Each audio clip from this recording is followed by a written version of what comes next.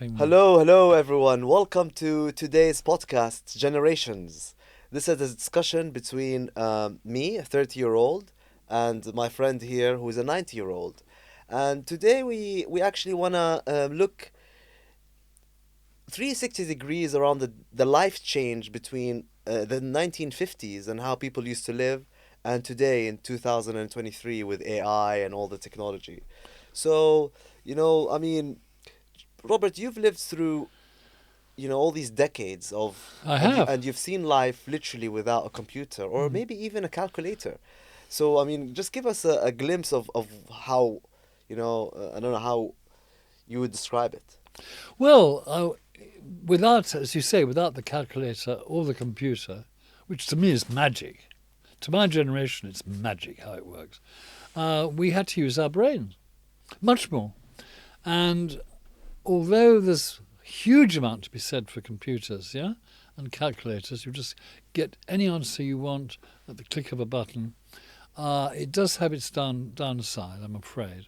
Yes, And I think the downside is that we are progressively forgetting how to use our brains because the computer acts as a crutch. And if you use a crutch every time you go out walking, you will lose the ability, your natural ability to balance.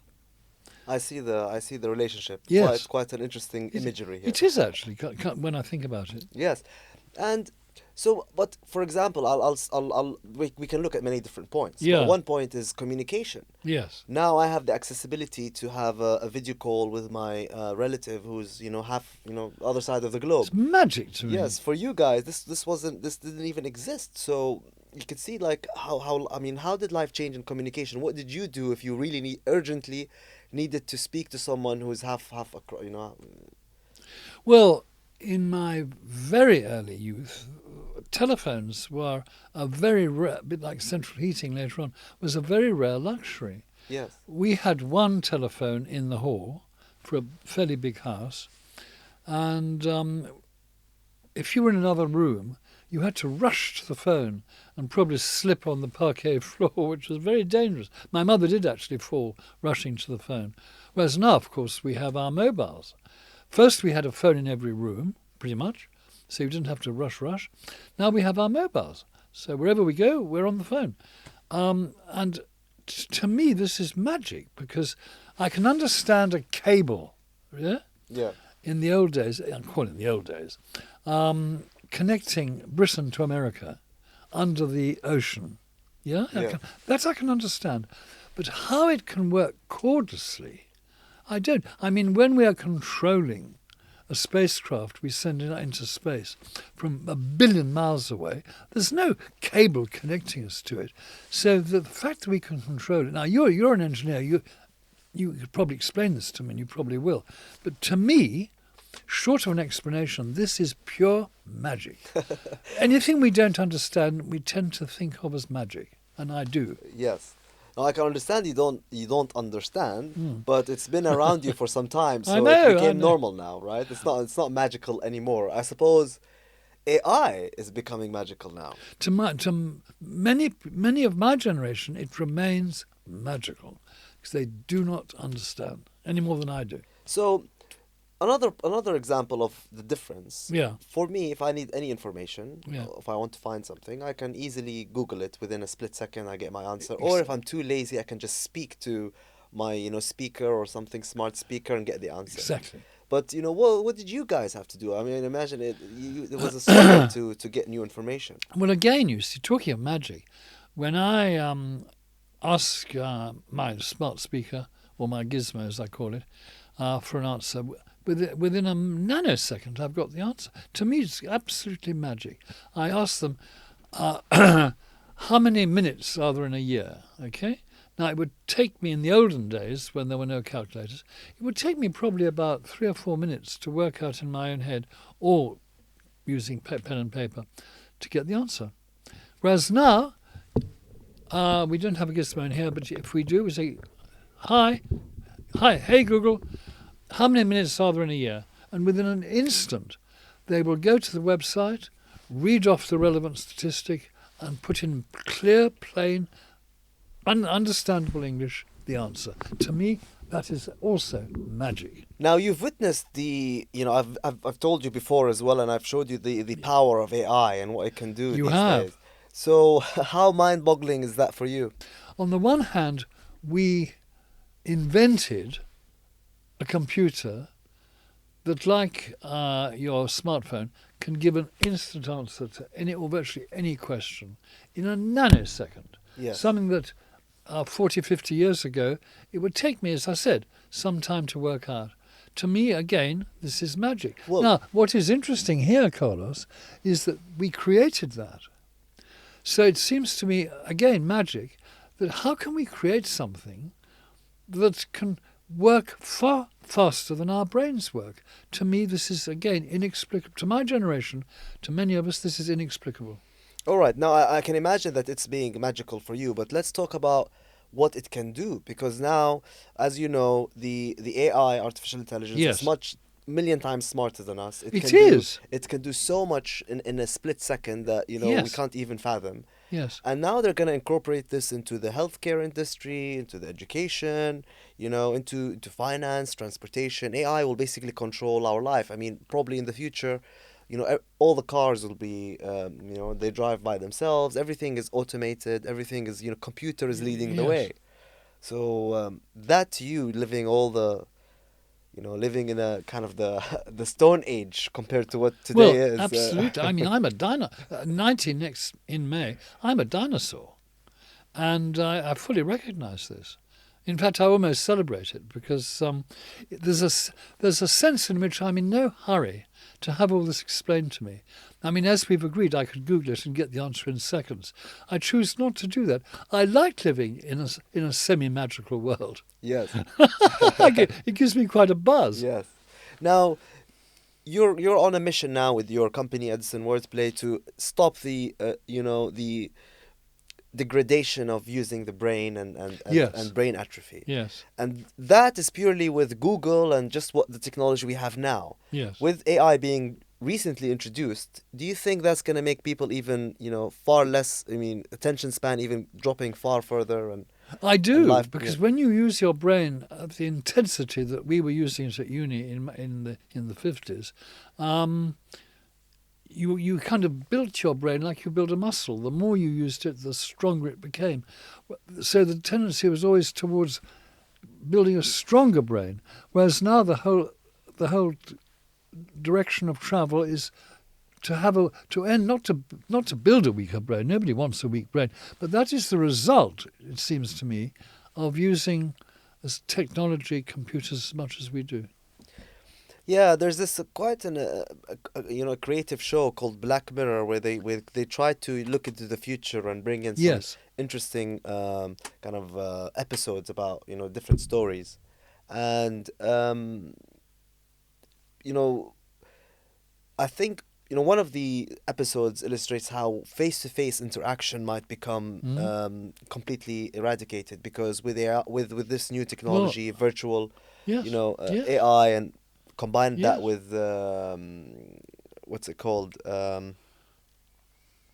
virtual reality. Yes. Then people will literally from the seat of their home they can go to work, they can meet their friends, they don't need to move. So It strengthens the argument for working at least partly from home rather than physically go to the office every day. But you see, another thing, I gather that the latest I've heard is that you can employ, maybe in a year or two, we will be able to have a chip implanted in our brain. So overnight, I could become bilingual in French with clever surgery. I mean, to me, again, this is magic. what would you, if you had that option to, download information into your head instantly? Would I? Yeah, what would you choose? That's What would you try to What would I- download? Oh, well, I mean, I used to speak 6 languages anyway. I've forgotten three of them. 3 I still speak fairly fluently. But Spanish I'm a bit dodgy on.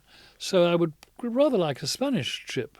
But you don't want to, let's say, for example, because you can learn anything. You can learn a music instrument. You You could. could learn how to fly a plane. You could learn how to, I don't know, become an astronaut. I mean, you can have your imagination Yes. yeah. And again, you see, to me, this is magic. I Well, to all of mean, us, this is magic actually, because it's very new. well, I hope so. Yeah. It's nice not to be the only one for whom it's magic. Well, Um, yeah. I mean, my generation, we've witnessed the start of the computer day. yeah. Early 1990s. That's where the computers became kind of starting to become a normal thing. But when I was a child, computers were still kind of like, you don't use Yes. them for everyday things. There's a lot of pen and paper, and internet wasn't as strong as now. So Were you a bit older, you would have been learning computers as part of your DNA, um, younger, you mean? or whatever. But had you been in primary school when computers were, as the French say, de rigueur, a must, a go-to aid to learning, then that it will be in your DNA. It's not totally, but it's partly in your DNA. It's nowhere near the DNA of my Yeah, me generation. in secondary school, it started to become part of our DNA. But in primary school, Yes, no, we used to spend a lot of time outside and yeah, playing outside. The new generation now, the young teens, yes. they're very used to this gaming world. They're all on the screens.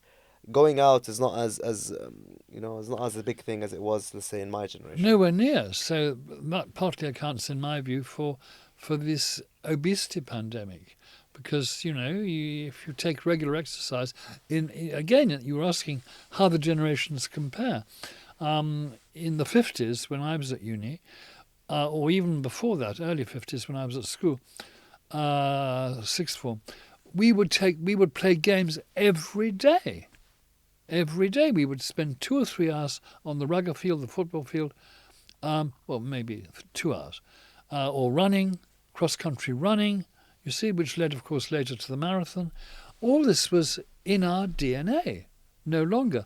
I gather the average amount, I may be wrong, but I gather that the average time today spent on exercise in a week is around 1 or 2 hours. I mean, it doesn't compare to how it was emphasized and stressed in my day. But I'm not sure we did it in order to be fit. I think we just did it for the sheer pleasure Yeah, of because competition. yeah, and probably there wasn't much to do at home, like now. All the gadgets and gizmos that we have at home That's to another thing. entertain us. You probably didn't have that. That was your entertainment. That link had not occurred to me. I'm sure that's a very potent reason, because what was the home? You had no television. In the very early days, in the 40s, you virtually had no telephone. You had nothing. So to make life interesting, you had to go out. Yes. So what do you think this will do with mental health? I mean, with all the problems we have now with mental health, what do you think this is going to even increase it or help us? AI could help us reduce mental health. What do you Well, think? no, I think we sort of surrender our power of thought, so we open ourselves to mental health problems. Because to overcome a mental health issue, you have to have a very powerful mind, the power of thought. And the weaker that gets, the more open you are, the more potentially vulnerable you are to mental health problems. And of course, that was exacerbated by lockdown. Yes. Big time, big Yeah. time. Yeah. What are your thoughts on the impact of, let's say, now when you see 20-year-olds or Mm. 30-year-olds in relation to how they consume entertainment and how they live their life in comparison to when you were 20? Well, again, I'm confused, because I'm told that people now speak very, very quickly, which conflicts with the shorter attention spans. I'm very confused about this, because I would have thought that the shorter your attention span, I can see that you need to encapsulate a thought into 1 or 2 lines so that you pick it up quickly. You see, my aphorisms, for instance, as you know, I've spent the last 20 years originating one-liners, condensing a fairly complex thought into a single line. This gives me huge, huge pleasure. It's become an all-consuming hobby. I think it's the height of an intellectual challenge. That and advanced mathematics, those two on the same level. And it's been found recently in a survey I read that it was only advanced mathematicians in the survey that had a far higher logical and analytic skill than those who were not advanced mathematicians. I would put aphorisms at the same level as advanced mathematics. And to my amazement, I found, having done 20 years of this, that as an unexpected and surprising bonus, my ability to argue now is much greater, much sharper than it ever was when I was at uni. And I attribute it entirely to this enlarging my brain power, not reducing it. Yes. In other words, I'm counterintuitive here, and I celebrate that fact. So saying all that, in a nutshell, you're saying that people will even, lose all the ability to use their brain because AI can do everything now. It can write for you. It can. Yes, it's a crutch. Yes. Big time. That's the downside. But the upside, of course, is the internet has transformed my writing. I mean, again, generational contrast. In my day, we had manual typewriters. You did a touch typing course. And if you made a mistake, if you put the cart sat on the mat rather than the cat sat on the mat, you have to delete the R. The only way I knew how to delete the R was to have a little paper Tipex. I would put the Tipex into the typewriter below the R key and delete it in that way. Imagine now how internet has transformed my writing. You just delete. Done. No, but that has nothing. That's not. I mean, that's very minor. I mean, that's nothing compared to what internet. I mean, you're. This is maybe your dinosaur slide talking. Well, maybe. But that's very minor. I mean, deleting is nothing compared to what now it can write the whole essay for you. Well, this is the trouble. Now, if I'm a student and I'm a little bit corrupt, I could just have AI write my essay and pretend I'd written it. Not only your essay, it can tell you how to plan your day. It can tell you, what's the best time to do things. It can give you health tips.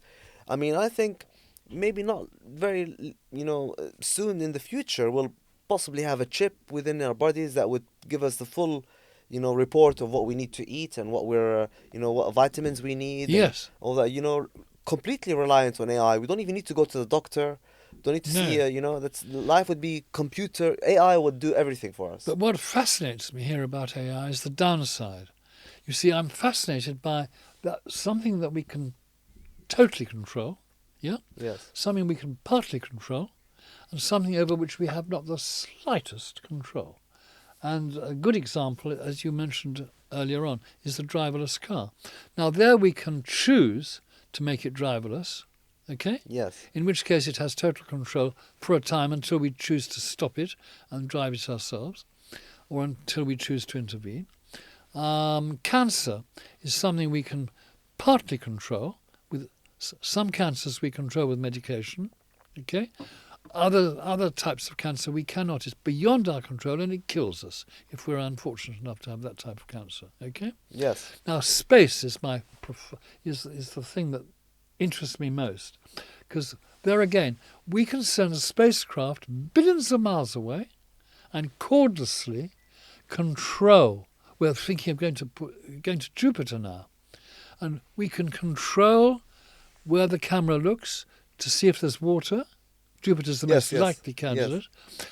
Conversely, although we can control that, we can control whether a man on the moon sits down or stands up cordlessly.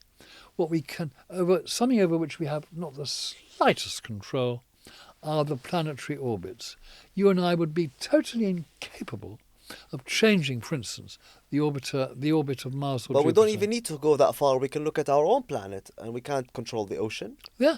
We can't control the clouds. Well, I think to some extent we can, because we're going to be able to alter the climate by changing clouds, I think. Yeah, but I mean, we still get climate disasters. That we can't control that. We can't stop a tsunami from happening. Well, arguably we could have. It's too late now. I mean, it's come in now, and it's going to get worse every year, I'm afraid, exponentially, because we've left it too late.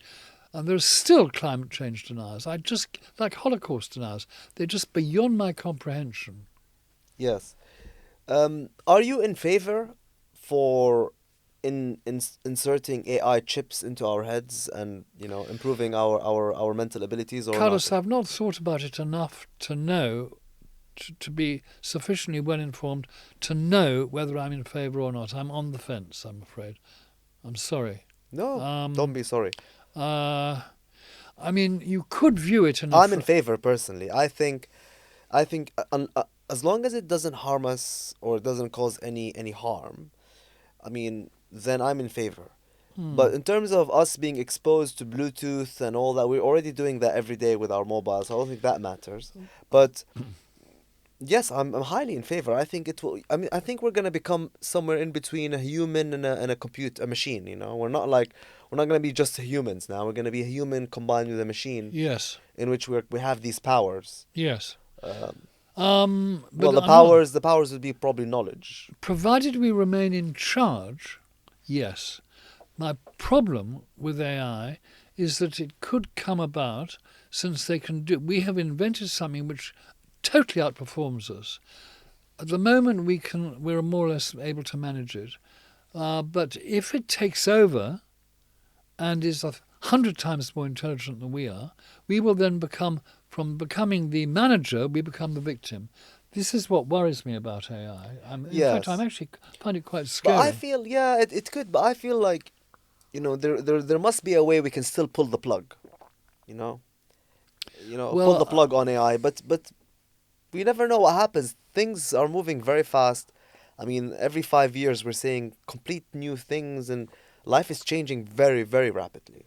So, which makes it incredibly difficult again, contrasting the generations, incredibly difficult for my generation to keep up with everything, which is why we rather sort of give up on it. yes.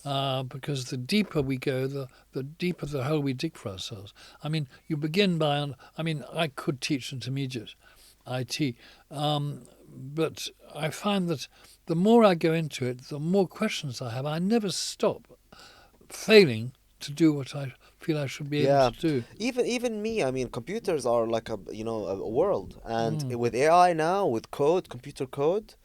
But I think so would you recommend Mm.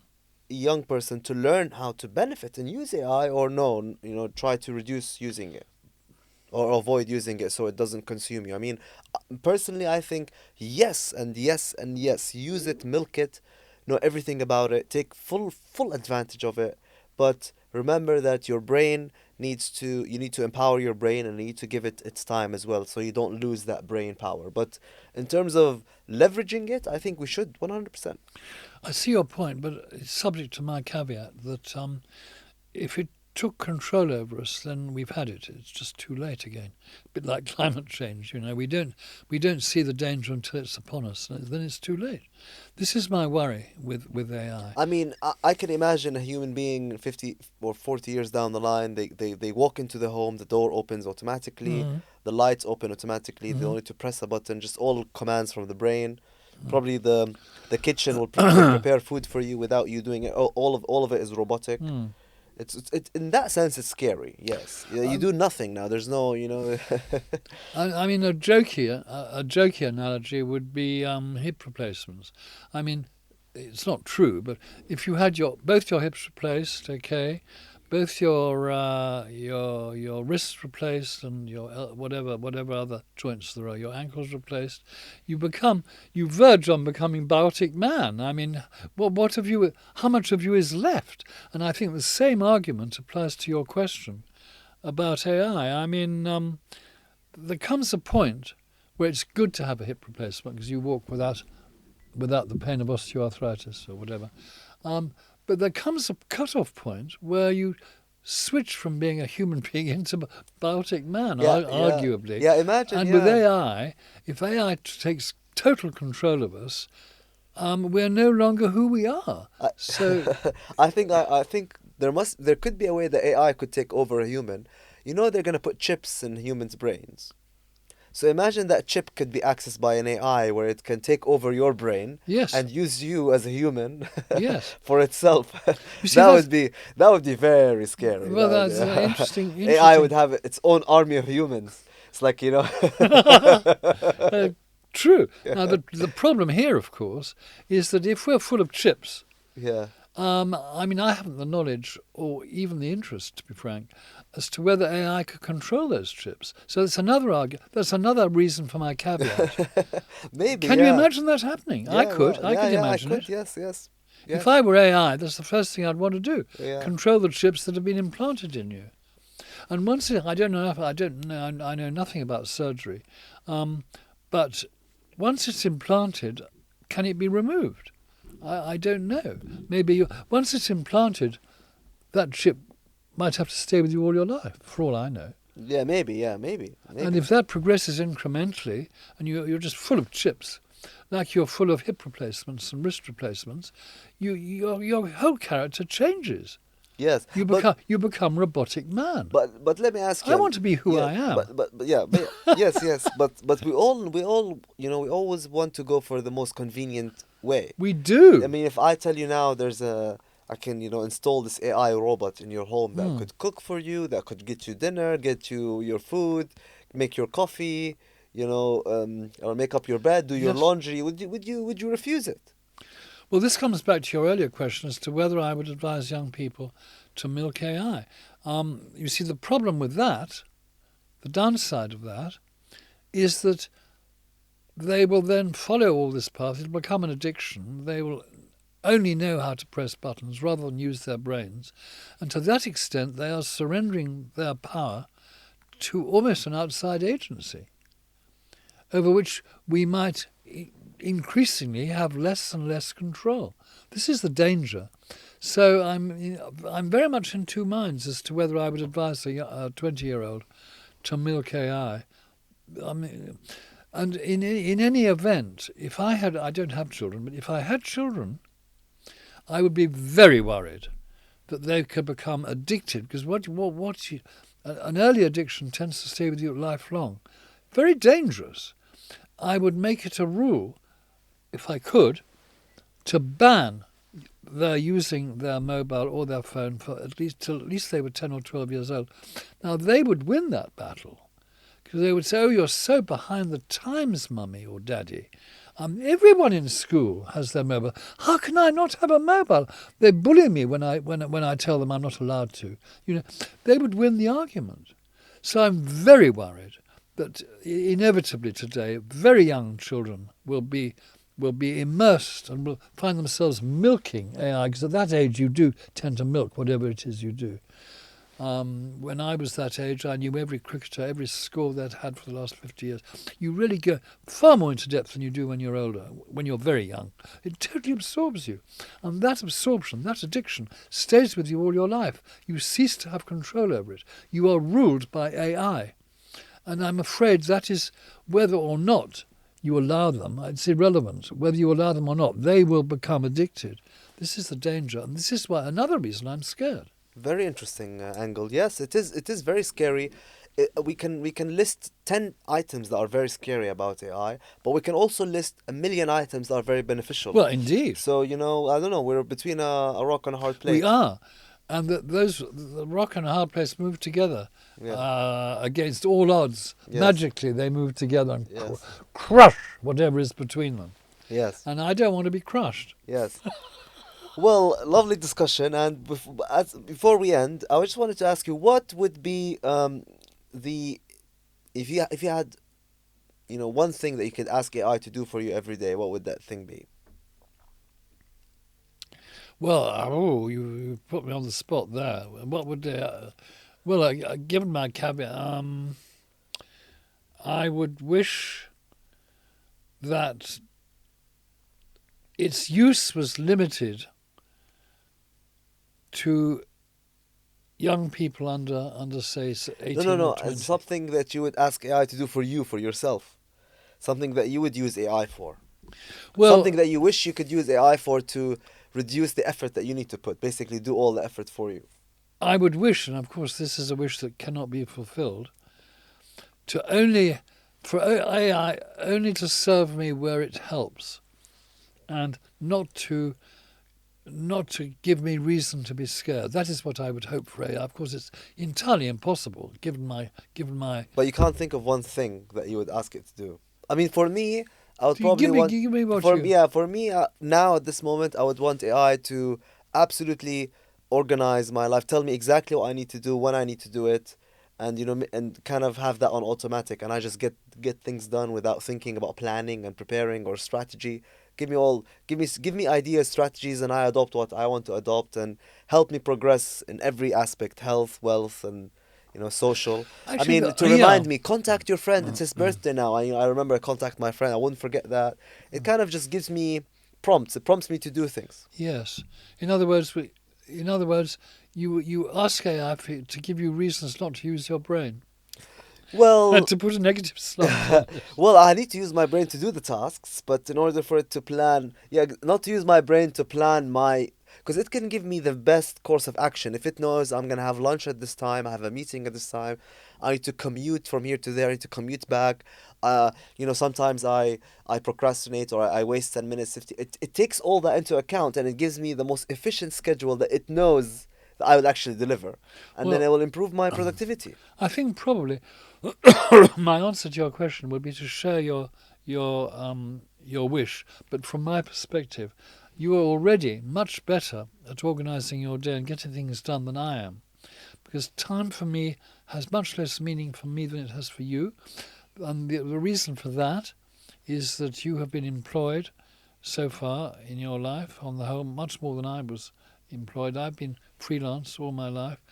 And I've in a way not felt the need to plan my day. I just do what comes next.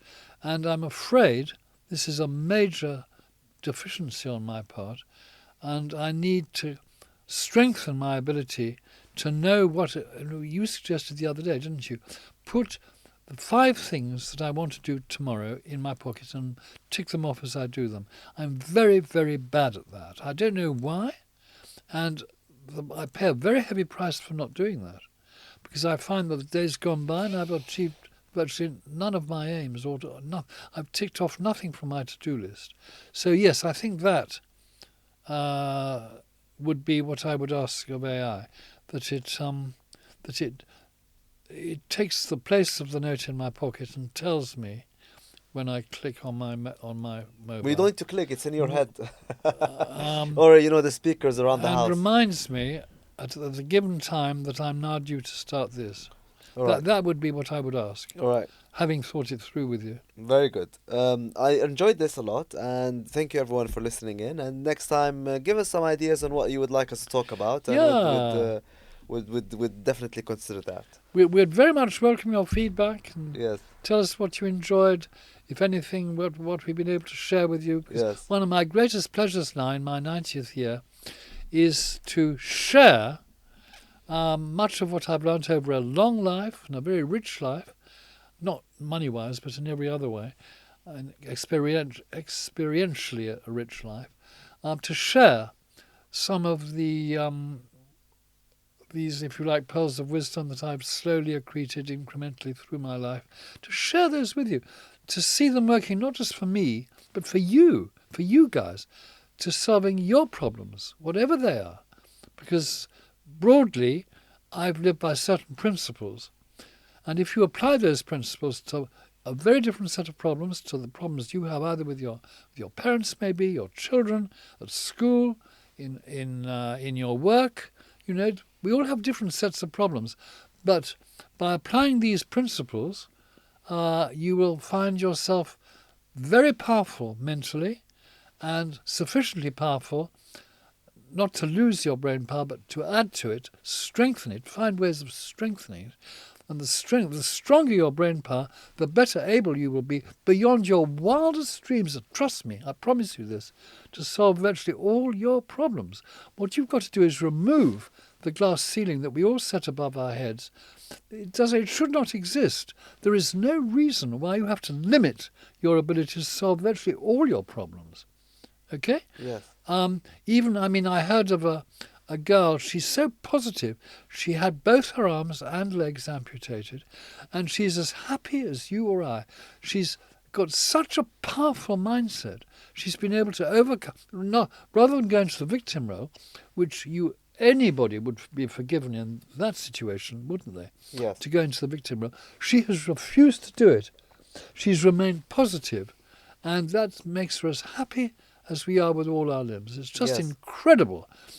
So if the mind is that powerful, which it is, as she proves, you've got proof of concept there, why have a glass ceiling? Why limit yourself? Break through that glass ceiling to the limitless, to the sky above, and believe that you can do anything you want. If you can't, it's because you don't believe you can. That's the message I would like to share with everybody. Yes. And I have been, in fact, for some years Yes, you're, now. you're doing it now with your book as well within, right? I mean, Absolutely. you can maybe use this opportunity my to talk. book's here. Yeah, maybe you can use the opportunity to talk about within. And the next book, Within, will be out in a month or two. And that will, well, probably in conjunction with these three books, that they should help you in very concrete ways, to transform your life by changing your mind. Why do we want to change our mindset? To be even better than we are at everything we do. End of. Yes, and so within will help with that and to Enormously. That's Okay. why I wrote it, because it's as my chosen route to sharing what I've learnt in life with as many people as I can. Because I don't want it just to transform my life. I want to see it transforming other people's lives as it is doing as we speak. And the more people benefit from what I've learnt, the happier I will be. Very nice. Well, again, thank you everyone, and we all wish you a lovely day ahead, and we'll see you soon.